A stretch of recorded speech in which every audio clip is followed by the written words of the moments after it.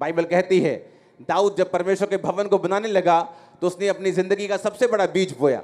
अपना सारा पर्सनल सोना उसने परमेश्वर को दे दिया। राजा के जमाने में भी ऐसा होता था।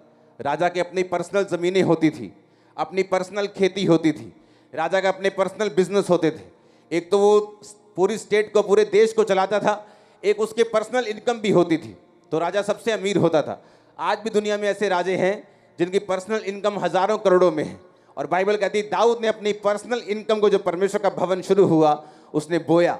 हुआ क्या, जब उसका बेटा बड़ा हुआ, जब सुलेमान राजा बना, उसने प्रभु से बुद्धि मांगी।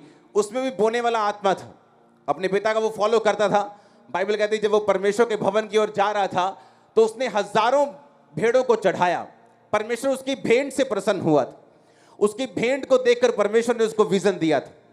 आपकी भेंट, आपका दिल का खोलना, चाहे वो पैसों के लिए हो, चाहे वो परमेश्वर के घर के लिए हो, चाहे वो सेवा में आने के लिए हो, चाहे वो खुदावंद को टाइम देने के लिए हो, जब परमेश्वर आपके हार्ट को ओपन देखता है, वो आपको दर्शन में बात करता है, वो आपको छुटकारा देता है, वो आपको अपलिफ्ट करता है, वो आपको आगे बढ़ाता है। जो नहीं हुआ आपकी लाइफ में होता है। और वैसा ही हुआ सुलेमान की लाइफ में। रात को उसको सपना आता है, परमेश्वर बोलते तुझे क्या चाहिए, मैं तेरे कामों से खुश हूं, तुझे क्या चाहिए। उसने कहा परमेश्वर मुझे बुद्धि का वरदान दे। और परमेश्वर ने कहा मैं तुझे बुद्धि भी देता हूं, लेकिन तुझे पैसा भी इतना दूंगा, ऐश्वर्य भी इतना दूंगा, जो आज के बाद ना तो किसी को आज से पहले था, ना आज के बाद होगा।